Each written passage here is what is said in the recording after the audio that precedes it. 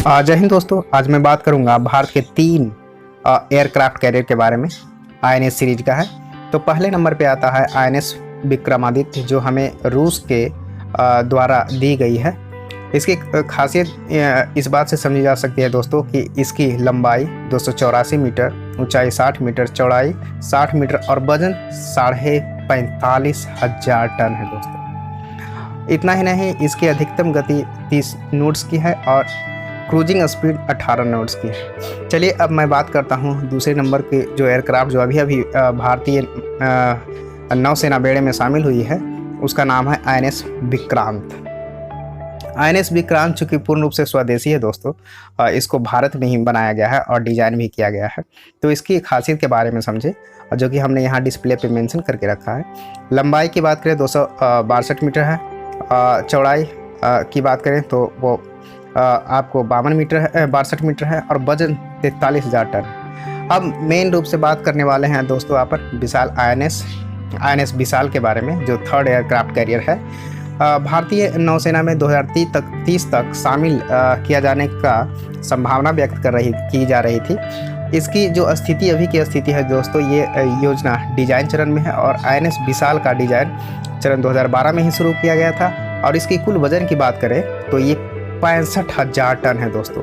और इसमें जो फ्यूल भरी जाएगी, जो जिससे ये चलेगी, वो पूर्ण रूप से न्यूक्लियर फ्यूल इसमें भरी जाएगी, जिसके द्वारा ये ऑपरेट होगी। अब इतना ही नहीं, इसकी और भी खासियत है। इसकी खासियत इस बात से भी समझी जा सकती है कि इस पे 50 से 55 एयरक्राफ्ट को बड़े ही आसानी तरीके से इस पे तैनात की जा सकती है। इतना ही नहीं, 13 मई 2015 को रक्षा परिषद से इसकी मंजूरी मिली थी दोस्तों कि आपको एक कैरियर बनानी है। अब यहाँ पे देखिए, इसकी खासियत इस बात से भी समझी जा सकती है कि यह एयरक्राफ्ट 2020 तक शामिल करने का अनुमान था, योजना बनाई गई थी जब कि 2020 तक इसको शामिल किया जाना है। लेकिन 2016 रिपोर्ट के मुताबिक आईएनएस विशाल को भारतीय नौसेना में 2030 तक शामिल किया जाएगा। इतना ही नहीं, आईएनएस विशाल की जो फ्लाइट ट्रैक होगी वो 14 डिग्री तक ऊपर उठा हुआ रहेगा, जिससे फाइटर प्लेन को उड़ने में मदद मिलेगी।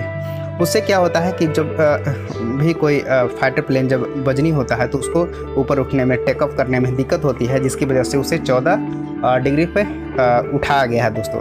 अब भारत की चीज़, चूँकि किसी भी देश के लिए एयरक्राफ्ट दोस्तों एयरक्राफ्ट कैरियर बहुत ही ज़्यादा ज़रूरी होता है, खास करके जब उसकी सीमा समुद्र से लगती हो। इसी प्रकार से भारत में जो प्रशांत महासागर का जो एरिया है, क्षेत्र है, वहाँ पे चाइना की बहुत ही ज़्यादा दखलंदाजी तेज़ी से बढ़ रही है दोस्तों। तो जैसे ही आईएनएस विशाल एयरक्राफ्ट जब समुद्र में उतरेगी तो उसकी जो मनोबल है आगे बढ़ने का, वो टूटेगा दोस्तों, ख़त्म होगा।